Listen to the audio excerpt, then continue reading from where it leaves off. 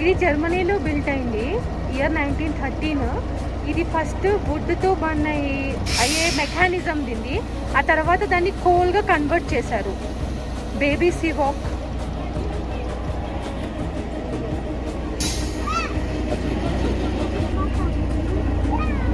దీని seating capacity 16.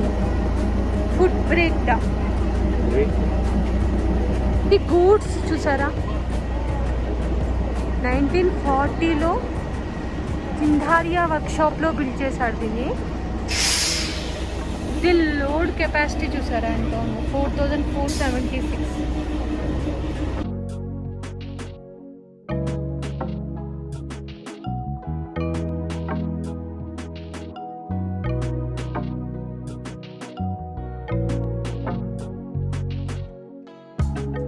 పైకి వెళ్తున్నా ఇప్పుడు.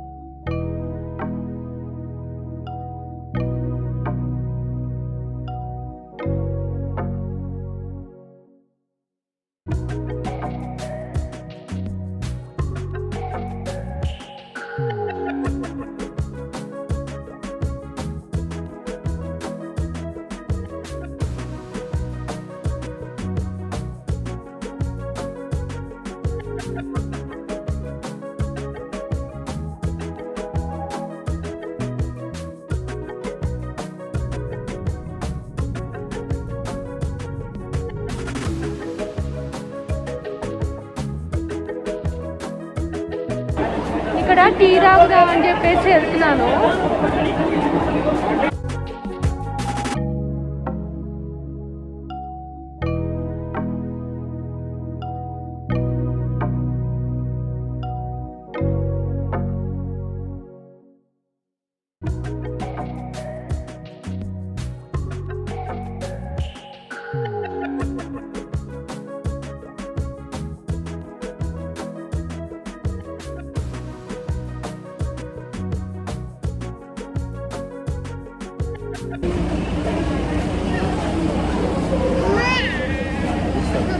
చాలా బాగుంది. అంటే ఇక్కడ వచ్చి ఈ డార్జిలింగ్ టీ తాగడం చాలా బాగుంది ఎక్స్పీరియన్స్. లవ్లీ ఎక్స్పీరియన్స్, అంటే lovely experience. You don't believe. అసలు మొత్తం డార్జిలింగ్ అంతా కనిపించింది. ఎంతో బాగుంది వెదర్ అసలు. కానీ మీరు ఇది మాత్రం అస్సలు అంటే అస్సలు మిస్ అవ్వకండి. డార్జిలింగ్ వస్తే this is the best part of Darjeeling అని చెప్పొచ్చు. అయితే ఇందులో 2 టైప్స్ ఆఫ్ ట్రైన్స్ ఉన్నాయి మనకి. స్టీమ్తో వర్క్ చేసేది, డీజిల్తో వర్క్ చేసేది. స్టీమ్తో వర్క్ చేసేది ఎలా ఉందంటే మనకి ఓల్డ్ ఇంగ్లీష్ మూవీస్లో ట్రైన్స్ చూపిస్తారు కదా, అలా ఉంది. ఇంకా డీజిల్ అనేది కొత్తగా వచ్చినవి. ఇది మాత్రం వింటేజ్ స్టైల్లో ఉంది, చాలా బాగుంది. ఈ జాయ్ రైడ్ మాత్రం నేను చాలా ఎంజాయ్ చేశాను.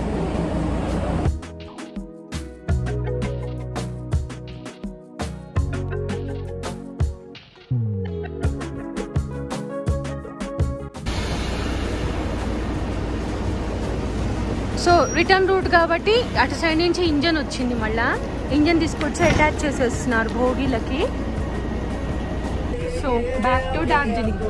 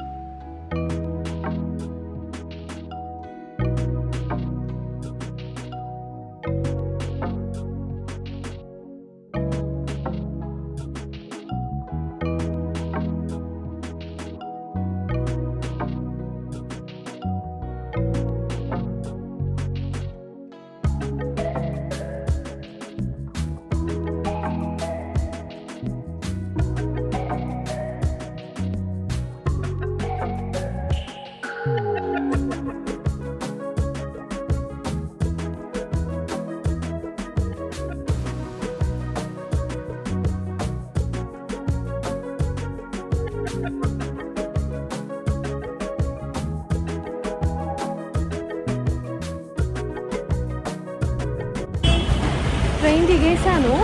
దిగి నేను ఇక్కడ రిలయన్స్ వచ్చాను. ఇక్కడ రిలయన్స్ ఉంది. ఎందుకంటే నాది ఇండక్షన్ పాడైందని చెప్పాను కదా కోల్కతాలో. ఇంకా నేను అక్కడ షాప్ చేయలేదు, ఎందుకంటే అక్కడ ఫుడ్ మనకు బాగుంది, అవైలబుల్ ఇక్కడ కూడా బాగుంది. బట్ ముందు ముందు ఎలా ఉంటుందో తెలియదు కదా, అందుకని చెప్పేసి నేను ఇక్కడ ఇండక్షన్ కొన్నామని చెప్పేసి వచ్చాను. సో తీసేసుకున్నాను ఇండక్షన్ తీసేసుకొని అక్కడ రిలయన్స్లో కొంచెం స్టఫ్ ఉంది కొనేది, అది కొనేసాను. కొన్నాక ఇక్కడ మళ్ళీ కర్డ్ తీసుకుందాం అని ఆగాం. ఇక్కడ కర్డ్ కనుక కావాలి అంటే ఈ మార్కెట్ ఏరియాలో మాత్రమే ఉంటుంది, ఇంకెక్కడ దొరకదు మనకి. అది తీసుకొని ఇప్పుడు ఇంటికి వెళ్ళిపోతున్నాం.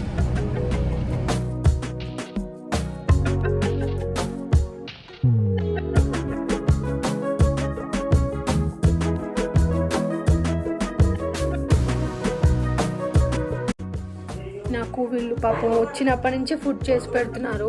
నేను ఈరోజు వీళ్ళకి ఫుడ్ చేసి పెడదాం అనుకుంటున్నాను. అంటే సాంబార్ ఒక్కటి చేద్దాం అనుకుంటున్నాను. మన సౌత్ ఇండియన్ వీళ్ళకి కావాలి అని చెప్పారు ఆ డిష్, అది చేద్దాం అనుకుంటున్నాను.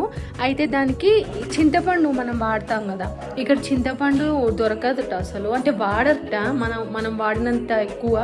అందుకని అయినా పాపం వాళ్ళకి చెప్తే వాళ్ళు దానికోసం మార్కెట్కి వెళ్తున్నారు తీసుకురావడానికి. అది వాళ్ళకి మంచిగా చేసి పెడదాం ఈరోజు మనం.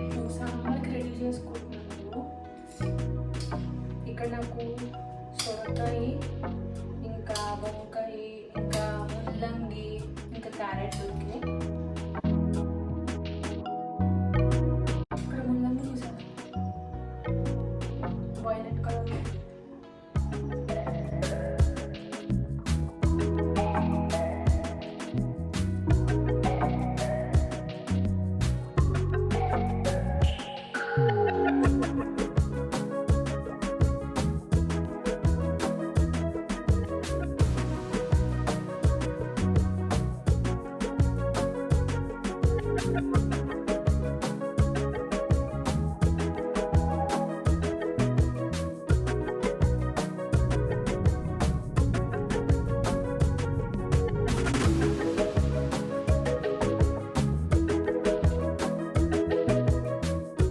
కుక్కర్ పెట్టేసాను నేను.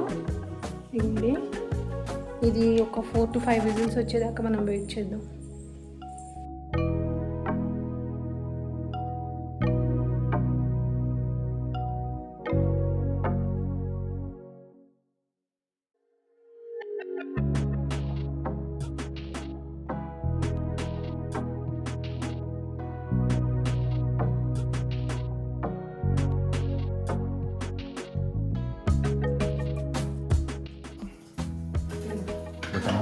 So yeah, this is the first time ever trying sambar and that from a guest.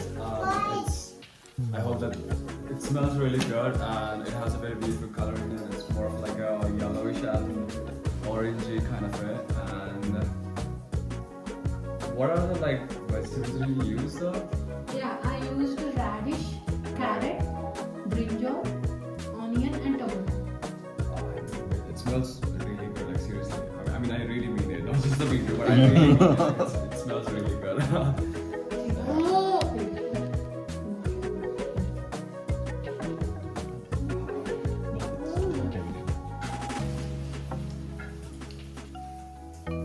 I swear to God, it's good. I swear to God, it's good. It's so hot, right? I swear to God, it's really good. Yeah, I'm seriously.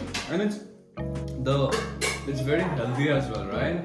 Yeah. And just like clears the stomach as well. Ah, right? yeah, that's yeah. Because the sour takes it, like, you know, yeah. Good for digestion. Yeah. Cool. I mean, seriously, I love it. Kuro.